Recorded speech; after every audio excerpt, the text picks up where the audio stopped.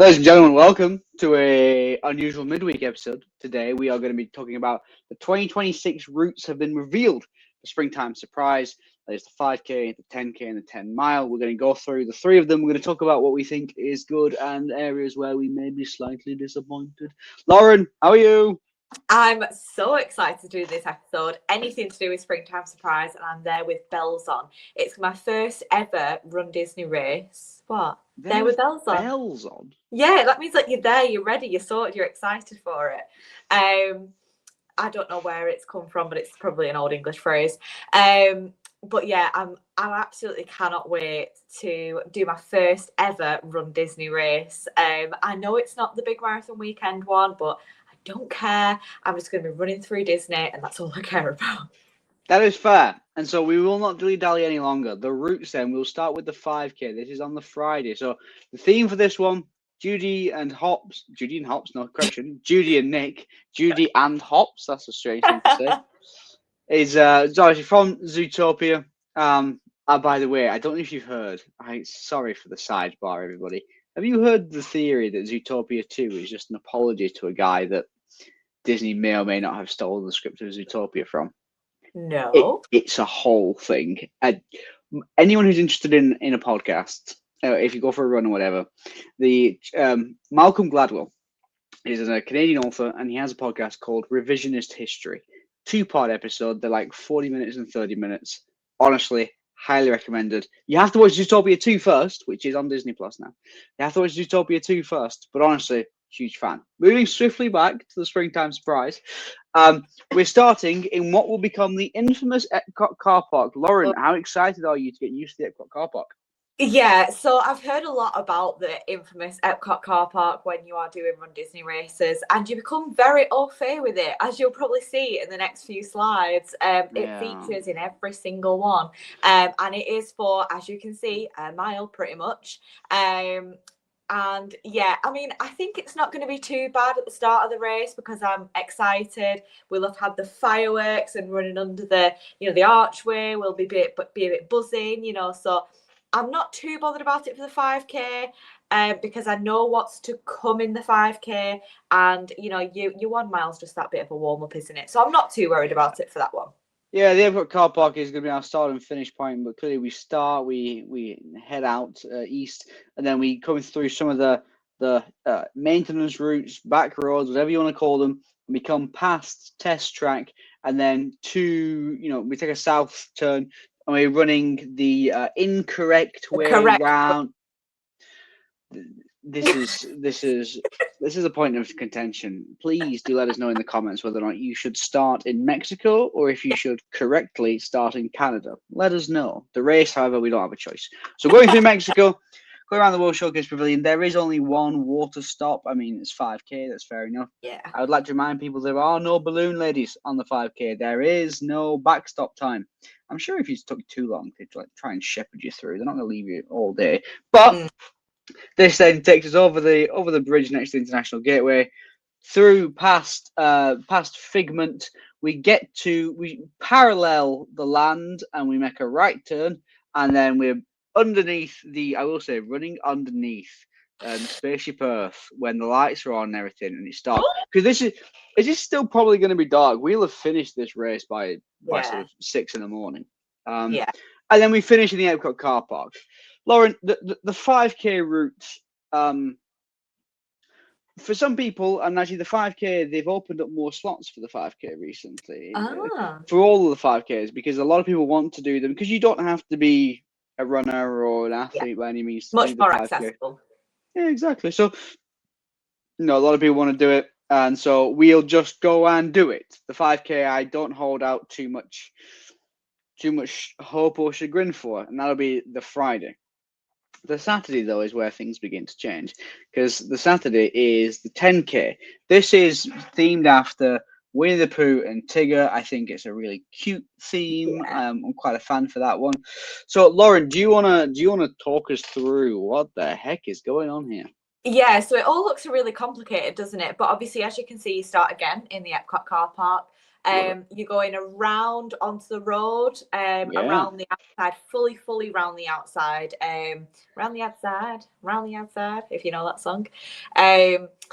And yeah, you don't actually enter Epcot really until about mile 2, whereas you're already halfway around the World Showcase in the 5K from mile 2. So those first 2 miles are gonna feel long, I think, because you're not gonna really have much to look at. You know, you're not running through Disney really. Essentially, you are just running down a road.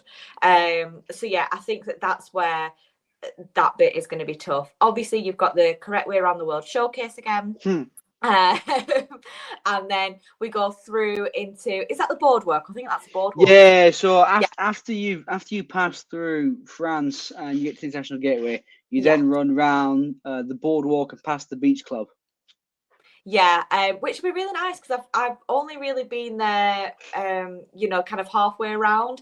I've never actually been all the way around, which is quite exciting. I'm going to see things that I've never seen before. It does look really picturesque there as well, and if it's a lovely day, then you know it'll feel really nice and open and airy. And then obviously we enter back into Epcot with another water station. Obviously you can see there's 3 water stations on there, which 3 for 10K for me is quite a lot. I'm not used to having a water station kind of every 2 miles, but you know that it is what it is. And then you finish off the World Showcase, and then you go kind of round the outside again, in order to kind of get a little bit more mileage. But then you come back through the seas. The seas, yeah. You come back through around the back of the seas, don't you? Yeah. And then it'll be round where the new Walt statue is. And then obviously going underneath Spaceship Earth again, looping back around yourself, and then finishing in the car park. Finishing in the car park, because that's what we do. I will say there's photographers, the guys doing the photo pass stuff, and at the Walt statue, a lot of people do stop there because you get a good photo of Spaceship Earth as well. It is pretty good.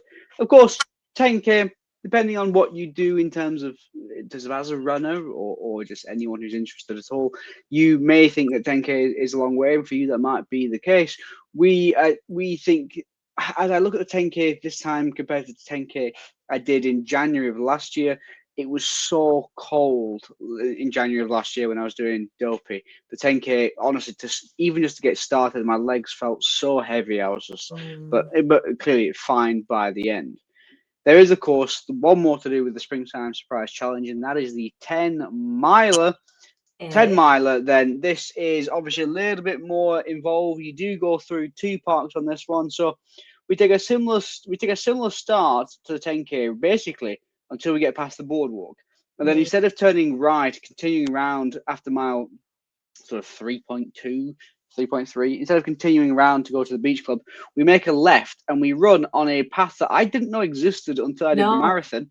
There is a walkable path between the boardwalk and Hollywood Studios. I had no idea. Neither did I. Literally no idea at all. But then, of course, you enter mile 4. You do a little bit. You touch on the edge of Galaxy's Edge. You go past Toy Story Land, and you exit out to the most northerly point. And then you will be pleased to know you've got a good 4 miles of just road. I think that bit is going to be the tricky bit because it's at the end as well, really. You've done all the exciting bits. I know you've not been to Spaceship Earth yet, which obviously comes at the end, but you've kind of done the exciting bits going round World Showcase, round the boardwalk, round Hollywood Studios, which I'm really excited to do. And then, it's just kind of going to be 4 miles of just plugging in then, isn't it, really? Yep, and I think the thing that I find interesting as well is that when you do the marathon, or you're running, you do a lot of road running, but you feel you're running to another park, so it's almost worth it. As where this is, you're running to get to the finish, and you re-enter Epcot sort of just after mile 9, and then you actually finish back in the Epcot car park. I don't think that the routes are particularly bad. You do end up doing the World Showcase 3 days in a row. Yeah. But as we said in the couple of other videos and things like that. World Showcase is actually pretty cool just to walk around. I know that as we've grown up, we've got an appreciation a bit more about it, you know, rather than just like next ride to next ride. It is nice to take in some of that. And also don't forget, on Run Disney races, it isn't just running through Disney. There are character stops. You know, there are fun photo pass meeting, like kind of sections, meet and greets, and very rare characters. So, you know, and then there's kind of sometimes like gospel choirs or, you know, bits of music being played. You know, it isn't just running around Disney, which would be cool in itself. There are other things to look at. So, you know, those 4 miles around the roads, it is not just going to be you and your legs going through 4 miles. There are going to be other bits and bobs on the way through. Yeah, actually, and that's a really good point. When I did the marathon, I know this isn't when I did the marathon, at mile 14, there was a whole Star Wars battle thing going on just in the middle of one of the roads. It was amazing. So that is the 2026 Springtime Surprise courses. We will be bringing you very detailed videos at the expo and one for each day of the races as well. We hope you'll be along to join us. And if you do have any questions, please let us know in the comments below. Until next time, and our regular viewing will return on Sunday. But until next time, please stand clear of the doors. Bye, everybody. Bye.